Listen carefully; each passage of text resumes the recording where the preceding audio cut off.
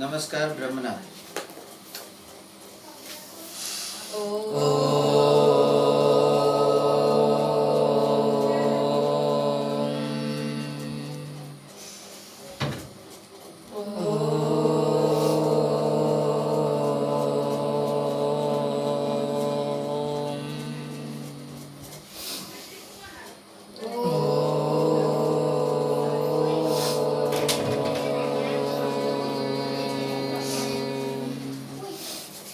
नमस्कार। श्री केशव केळवणी ट्रस्ट संचालित श्री सरस्वती विद्या मंदिर अमदावाद થી હું ડોક્ટર નીરવ શાહ આપણે ધોરણ 10 ના વર્ષ 19-20 ના વિજ્ઞાન વિષયના પ્રકરણ 4 કાર્બન અને તેના સંયોજનો એનો અભ્યાસ કરીએ છીએ। કાર્બન અને તેના સંયોજનોના પ્રકરણમાં આપણે ટોપિક છે વિભાગ 4.2 કાર્બનનો સર્વતોમુખી સ્વભાવ। એ આપણે જોયું કે કાર્બન બધાની જોડે સરળતાથી વધુ સંખ્યામાં સહસંયોજક બંધ ધરાવે છે, એટલા માટે કાર્બન બધાની જોડે ફાયદાકારક છે, એટલે કાર્બનની જોડે બધાએ સંબંધ રાખવો જોઈએ। વધુ જાણવા જેવું કાર્બનિક સંયોજનો। કાર્બનમાં જોવા મળેલ બે વિશિષ્ટ લક્ષણો, એક છે તેની ચતુસંયોજકતા અને બીજું છે કેટેનેશન। એક સાથે મળીને મોટી સંખ્યામાં સંયોજનોનું નિર્માણ કરે છે।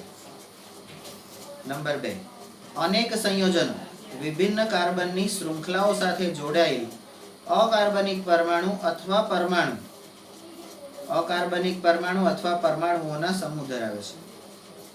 આ સંયોજનોનું નિષ્કર્ષણ શરૂઆતમાં કુદરતી પદાર્થોમાંથી જ કરવામાં આવ્યું હતું અને એમ વિચારવામાં આવ્યું હતું કે આ કાર્બન સંયોજનો અથવા તો કાર્બનિક સંયોજનો, એને બે રીતે તમને પ્રશ્ન પૂછી શકે છે, કાર્બન સંયોજનો અથવા તો કાર્બનિક સંયોજનો બંને સેમ, એ માત્ર જીવંત પ્રણાલીમાંથી જ મેળવી શકાય છે, એટલે સજીવોમાંથી જ મેળવી શકાય છે।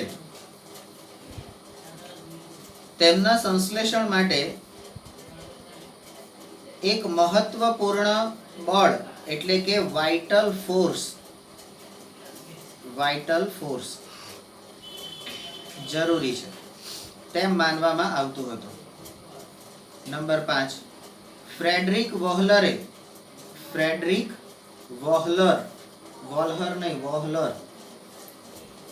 એણે 1828 માં એમોનિયમ સાયનેટ માંથી યુરિયાની બનાવટ દ્વારા આ જે સિદ્ધાંત હતો કે જીવંત પ્રણાલીમાંથી જ મળે છે, એનું એણે ખંડન કર્યું, એટલે એ ખોટું છે એવું સાબિત કર્યું। પરંતુ કાર્બાઇડ, કાર્બનના ઓક્સાઇડ, કાર્બોનેટ અને હાઇડ્રોજન કાર્બોનેટના ક્ષારો સિવાયના કાર્બન સંયોજનોનો અભ્યાસ એ કાર્બનિક રસાયણ અંતર્ગત કરવામાં આવે છે।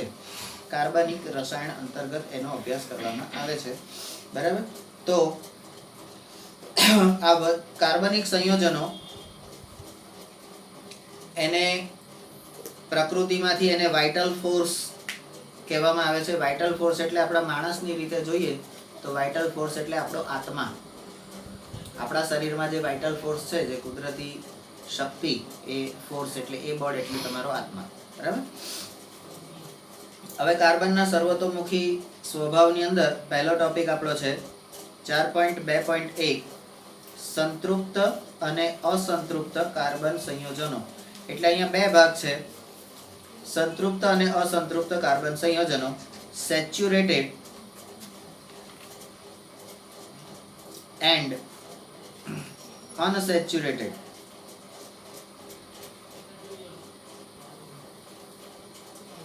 Carbon compound.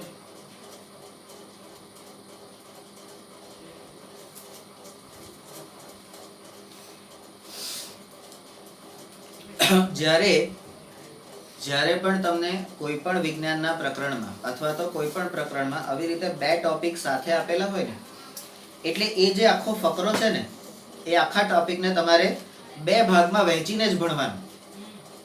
એ ટોપિકને તમારે લખવાનું હોય ને તો પણ અસંતૃપ્ત અને સંતૃપ્ત એવા બે ભાગ કરી નાખવાના, આખા પેજના બે ભાગ કરી નાખવાના. અહીંથી તમે વાંચતા જાઓ, તમને જે પહેલું મળે તો સંતૃપ્તનું, બીજું મળે અસંતૃપ્તનું, જે રીતે મળતું જાય એમ લખતા જાઓ. બરાબર. આપણે પહેલા જ મિથેનનું બંધારણ જોઈ ગયા છે. કાર્બન અને હાઇડ્રોજન વચ્ચે બનતું અન્ય સંયોજન એ C2H6 સૂત્ર ધરાવતું ઇથેન છે. તો C1H4 બરાબર, તો CH4 એટલે તમારું મિથેન. C2H6 કેમ 6 બે ઓછા કેમ થઈ ગયા? તો અહીંયા આગળ આપેલું છે ઇથેન. બરાબર. આ બે ની જોડે 3 જ જોડાશે, ચોથો જોડાશે નહીં, એટલે 3 દુ 6. બરાબર. તો C2H3 તો એ ઇથેન. બરાબર. તો એવી રીતે C3 C4 C5 એ રીતે તમારા કાર્બનના સંયોજનો જુદા જુદા સ્વરૂપના બનતા જશે, આપણે જોતા જઈએ છીએ. તો કાર્બન અને હાઇડ્રોજન વચ્ચે બનતું અન્ય સંયોજન, જેવી રીતે મિથેન પણ કાર્બન અને હાઇડ્રોજન, કાર્બન પ્લસ હાઇડ્રોજનનું જ બનેલું છે મિથેન પણ. બરાબર. તો એવું બીજું છે ઇથેન. સરળ કાર્બન સંયોજનના બંધારણ મેળવવા માટેનું પ્રથમ સોપાન, એટલે આ કાર્બનના સંયોજનો આપણે મેળવીએ છીએ તો એના માટેનું પ્રથમ સોપાન, પહેલું પગથિયું, ફર્સ્ટ સ્ટેપ, એ કાર્બનના પરમાણુ. આ ફર્સ્ટ સ્ટેપ શું છે? તો અહીંયા આગળ અહીંયા એ કાર્બનના પરમાણુઓને એકબીજા સાથે એકલ બંધથી જોડવા અને ત્યારબાદ કાર્બનની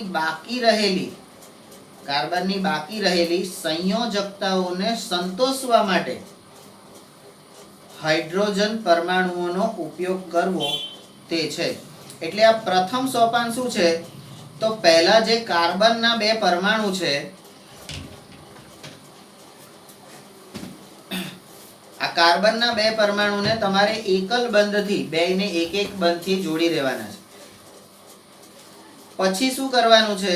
તો બાકી જે રહેલા એની જોડે તમારે સંયોજકતામાં હાઇડ્રોજનનો ઉપયોગ કરવાનો છે. જેટલા બાકી રહ્યા એને તમે હાઇડ્રોજન થી જોડી દો એટલે તમારું સંયોજન થઈ જાય. અને આ કાર્બન સંયોજનના બંધારણ મેળવવા માટેનું ઉદાહરણ તરીકે આપણને અહીં આગળ આપેલું જ છે ઇથેનનું બંધારણ. એ નીચે દર્શાવેલા સોપાનોમાં મેળવવામાં આવે છે. હવે સોપાન 1, C સિંગલ બોન્ડ C, એટલે C એકલ બંધ C, સોપાન 1. આ પ્રથમ પગથિયું થઈ ગયું. બરાબર. આકૃતિ 4.6a, આકૃતિ 4.6 હે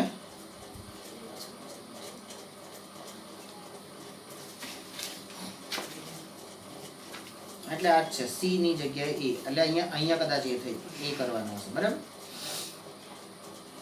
તો એ શું બતાવે છે? કાર્બન પરમાણુઓ એકબીજા સાથે એકલ બંધથી જોડાયેલા છે. તો આ સોપાન એ, સ્ટેપ નંબર એ આપણને શું કહે છે? કે કાર્બન પરમાણુ એકબીજા સાથે એકલ બંધથી જોડાયેલા છે. બરાબર. હવે નંબર 4, દરેક કાર્બન પરમાણુની 3 સંયોજકતા સંતોષાયા વગરની બાકી રહે છે. એટલે બીજું સ્ટેપ આવે છે. શું કીધું? પહેલા એકલ બંધથી જોડી દો અને પછી કાર્બન, એટલે આ ઉદાહરણ C ની અંદર આ 1 અને ઉદાહરણ સી ની અંદર આ બીજું. બરાબર. તો ઇથેનનું બંધારણ એમાં કાર્બન કાર્બન પહેલા જોડી દીધા. બાકી હવે 3 સંયોજકતા કાર્બનની, બંને કાર્બનની રહી. તો એને તેથી દરેકને 3 હાઇડ્રોજન પરમાણુ સાથે, આ 3 સંયોજકતા અને 3 હાઇડ્રોજન પરમાણુ એની સાથે બંધ બનાવીને નીચે પ્રમાણે સંરચના આપે છે. તો અહીંયા સોપાન 2 આ શબ્દો છે, આ સંકેત છે, અને આ તમારો નિયમ છે. આ તમારો શું છે? નિયમ છે. બરાબર. તો સોપાન 2 ની અંદર કાર્બન અને કાર્બન પહેલા જોડાઈ ગયા. એની કાર્બનને 4 સંયોજકતા હોય, ચતુસંયોજકતા, એટલે બીજા 4 કરવા માટે હવે 1 થઈ ગયું. આને 3 જોઈશે, આને બીજા 3 જોઈશે, એ 3 હાઇડ્રોજન થઈ જશે. એટલે C2H6 એવી રચના આપણને મળે છે. આકૃતિ 4.6b દરેક કાર્બન પરમાણુ 3 હાઇડ્રોજન પરમાણુ સાથે જોડાયેલો છે. હવે નંબર 4 ઇથેનનું ઇલેક્ટ્રોન બિંદુ નિરૂપણ. ઇલેક્ટ્રોન બિંદુ નિરૂપણ એ આકૃતિ 4.6c, એટલે આ બરાબર જ હતું. સી તમારું અહીં આગળ ઇલેક્ટ્રોન બિંદુ નિરૂપણ તમને બતાવેલું છે. નંબર 5 શું તમે આ જ પ્રકારે, એટલે અહીંયા આગળ તમારું એક ઉદાહરણ જે હતું ઇથેન વાળું એ અહીંયા પૂરું થઈ ગયું. બરાબર. એટલે કાર્બન સંયોજનનું બંધારણ મેળવવા માટેના 2 નિયમો, કાર્બન કાર્બનને એકલ બંધ અને બાકીના રહેલાને હાઇડ્રોજનના ઉપયોગથી, અને એનું ઉદાહરણ છે. તો એના ઉદાહરણમાં ઇથેન, ઇથેનનું પહેલું સોપાન CC, બીજું સોપાન CCH6. બરાબર. અને એનું બિંદુ નિરૂપણ એ ત્રીજું. હવે બીજું ઉદાહરણ,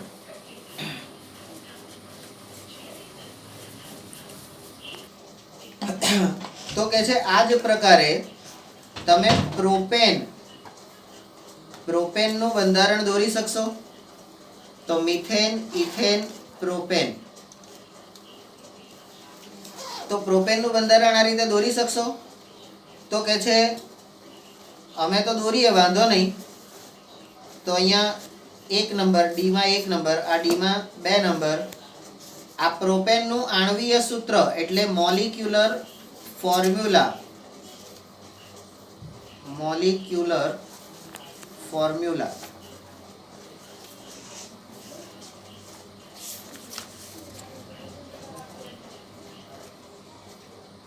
મોલિક્યુલર ફોર્મ્યુલા એ C3H8, C3H8 આવું છે. બરાબર છે. તો એ છે.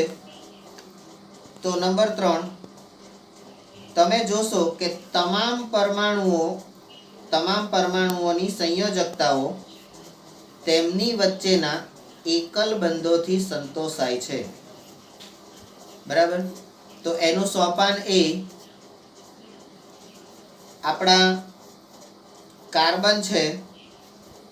તો 3 કાર્બન પરમાણુ છે. 3 કાર્બન પરમાણુ. તો 3 કાર્બન પરમાણુને કેવી રીતે કરીશું? તો અહીંયા પ્રોપેન માટે સોપાન 1, તો C, C અને C. બરાબર છે. C, C અને C. તો તમામ પરમાણુઓની સંયોજકતાઓ તેમની વચ્ચે એકલ બંધોથી સંતોષાય તો આવા કાર્બન સંયોજનોને સંતૃપ્ત સંયોજનો કહેવામાં આવે છે. તો આ સંતૃપ્ત સંયોજનોની શું થઈ? વ્યાખ્યા. નંબર 4 આવા સંયોજનો સામાન્ય રીતે વધુ સક્રિય કે ક્રિયાશીલ હોતા નથી. આ એનો શું થયો? ગુણધર્મ. સક્રિય કે ક્રિયાશીલ હોતા નથી, તો એ શું થયો? એનો ગુણધર્મ થયો. બરાબર. હવે નંબર 5, જો કે કાર્બન અને હાઇડ્રોજનના એક અન્ય સંયોજન એટલે અહીંયા તમારું પ્રોપેન સુધીનું કામ અહીંયા પૂરું થઈ ગયું. બરાબર. પ્રોપેન સુધીનું કામ પૂરું થઈ ગયું. તો આ ઇથેન, મિથેન અને પ્રોપેન એ એકલ બંધ ધરાવતા, આ બધા કોણ છે? એકલ બંધ. અહીંયા પ્રોપેનમાં CC આવ્યું, પછી બીજામાં શું? તો કે સોપાન 2, તો એ હાઇડ્રોજન જોડે જોડાશે, તો આ 3 સંયોજકતા આની આવશે, આની 2 જ આવશે અને આની 3 આવશે. બરાબર.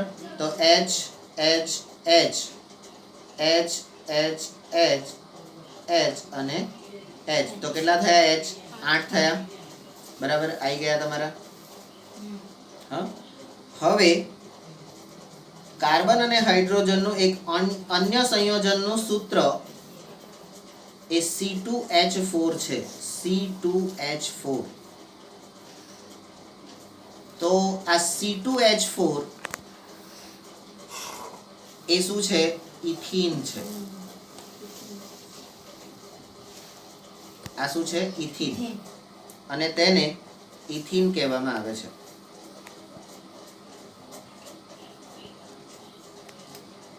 તો અહીંયા નંબર 3 પછી હું આપણો મોટો નંબર જે છે, એટલે આ નંબર મોટો નંબર 1, મોટો નંબર 2, મોટો નંબર 3, 3માં આટલું આવ્યું ABCD, 3 ની અંદર ABCD, અને આ ચોથો મોટો નંબર આવ્યો તો એને ઇથીન આપણે લઈએ છીએ. અને એનું એક અન્ય સંયોજન છે એ ઇથીન, એટલે AB. આ અણુનું નિરૂપણ કેવી રીતે કરી શકાય? આ જે ઇથીન છે એનું નિરૂપણ આપણે કેવી રીતે કરી શકીએ એ અહીંયા આગળ બતાવેલું છે. બરાબર છે. આ ઇથીન.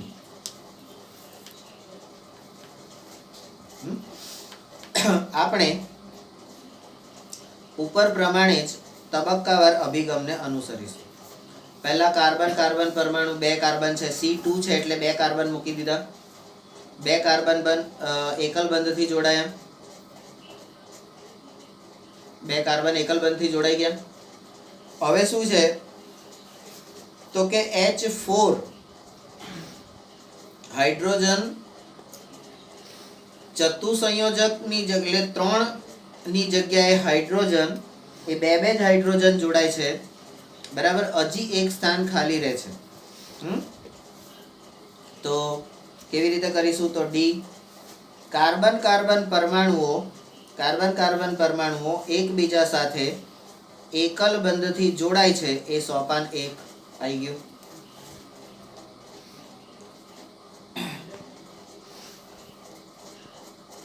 તો આના તબક્કાવાર છે, તો આને આ C ની અંદર જ આપણે આને 1 કહીએ અને આ C ની અંદર જ આપણે આને B કહીએ, 2 કહીએ. બરાબર. આ C.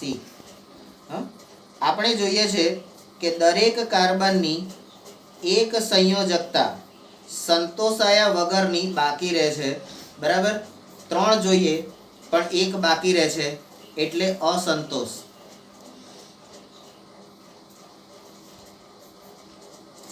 એક બાકી રહે છે, સોપાન 2. બરાબર. અને નંબર 3 તે ત્યારે જ સંતોષાઈ શકે જ્યારે 2 કાર્બન પરમાણુઓ વચ્ચે દ્વિબંધ હોય. સોપાન 3. આ 2 વચ્ચે દ્વિબંધ હોય. સોપાન 3 એ દ્વિબંધ. તો જે દ્વિબંધ ધરાવે છે, તો નંબર 4 જે ઇથીનની ઇલેક્ટ્રોન બિંદુ રચના આકૃતિ 4.7 માં આપેલ છે. બરાબર છે. 4.7 માં આપેલ છે. હવે આપણે આગળ જોઈ ગયા છે. બરાબર. એ મને ખબર નથી, પણ હું અહીંયા આગળ એને લખી દઉં છું. સંતૃપ્ત, અસંતૃપ્ત, આગળ આપણે વાત થઈ ગઈ છે બરાબર. સંતૃપ્ત એટલે એકલ બંધ અને અસંતૃપ્ત એટલે દ્વિબંધ અને ત્રિબંધ.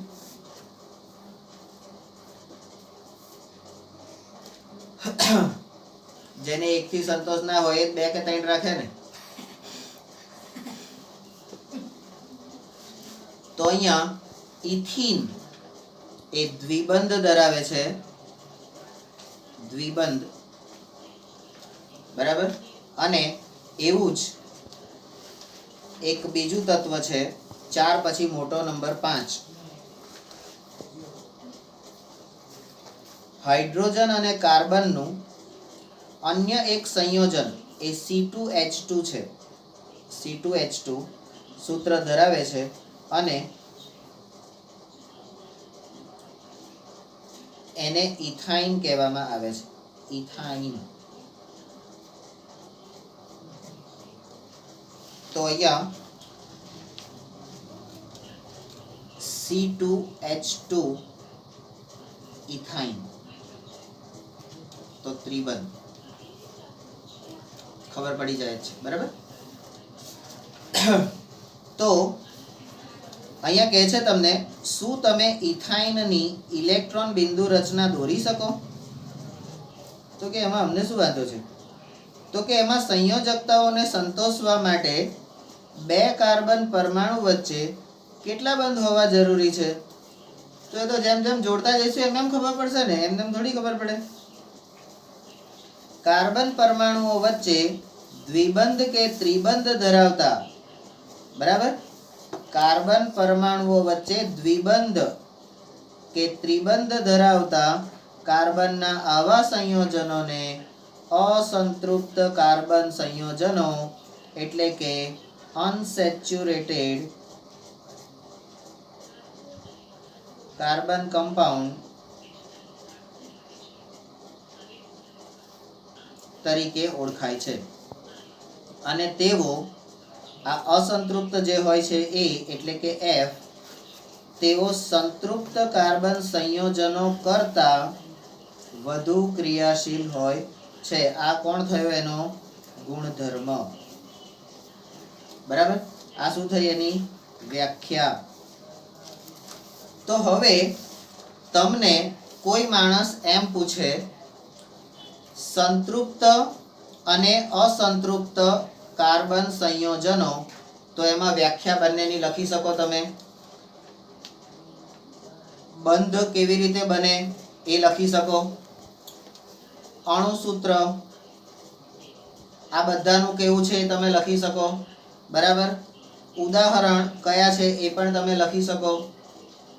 હા, તો થઈ ગયા ને 1, 2, 3 અને 4. 2 માર્કનો તમારો પ્રશ્ન હોય, તમે આ 4 મુદ્દા આવી રીતે લખો. પણ અહીંયા તમને આવી રીતે આ 4 મુદ્દા આપેલા છે નહીં આપે. હજી તમે આમાં ઉમેરી શકો અણુસૂત્રની ઉપર, તો કે ગુણધર્મ. કારણ કે પેલામાં ગુણધર્મ કયો છે? અહીંયા આગળ ગુણધર્મ એ સક્રિય અને ક્રિયાશીલ હોતા નથી. જ્યારે અસંતૃપ્ત હોય છે એ લોકો ક્રિયાશીલ હોય છે. બરાબર, વધુ ક્રિયાશીલ હોય છે. હવે તમને એકથી સંતોષ થઈ ગયો હોય તો તમે બસ અમારે તો જિંદગી બહુ થઈ ગયું, હવે આ હું અને અમારા 2 છોકરા, બસ પતી ગયું. પણ અમારા અજય જેવા હોય તો ટ્રાય કરે રાખે એમ. હજી તો અમે માર્કેટમાં છે. તો એકલ બંધ, દ્વિબંધ, ત્રિબંધ. બરાબર. તો સંતૃપ્ત અને અસંતૃપ્ત કાર્બનિક સંયોજનો એના તફાવતના મુદ્દા પણ મેં તમને આ રીતે સમજાયા કે કેવી રીતે કરી શકાય. બરાબર. હવે 4.2.2 શૃંખલાઓ એટલે કોની શૃંખલાઓ? કાર્બન શૃંખલાઓ. શાખાઓ અને વલયો, ચેઇન્સ, બ્રાન્ચીસ, એન્ડ રિંગ્સ.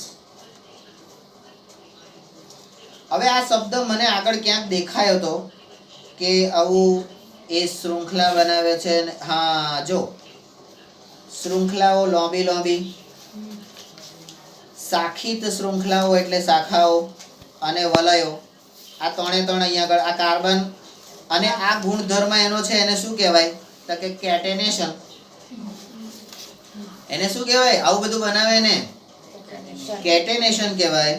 તો નંબર 1 આગળના વિભાગમાં, એટલે આગળ આપણે ભણી ગયા છે એટલે કે છે આપણે ક્રમશઃ 1, 2 અને 3 કાર્બન પરમાણુ ધરાવતા કાર્બન સંયોજનો એટલે કે મિથેન 1 વાળો, ઇથેન 2 વાળો અને પ્રોપેન 3 વાળો, બરાબર, એનો ઉલ્લેખ કરેલો છે. નંબર 2 કાર્બન પરમાણુની આ પ્રકારની શૃંખલાઓ એ ઘણા કાર્બન પરમાણુ ધરાવી શકે. હવે આને એકની જોડે તમે કેટલા કાર્બન જેટલા જોડવા હોય એટલા ના જોડામ, C C C C C C C C જોડાય કે ના જોડાય? બરાબર, ધરાવી શકે. નંબર 3 અને એ પૈકી અનેક કરી શકીએ એમાંથી 6 ના નામ. હવે આ 6 સંબંધો આપણા ત્રિકોણમિતીય ગુણોત્તરો જેવા, બરાબર. આ 6 ના નામ અને બંધારણ, આ 6 ના નામ અને બંધારણ, 6 ના નામ અને બંધારણ એ કોષ્ટક 4.2 માં આપેલ છે, બરાબર.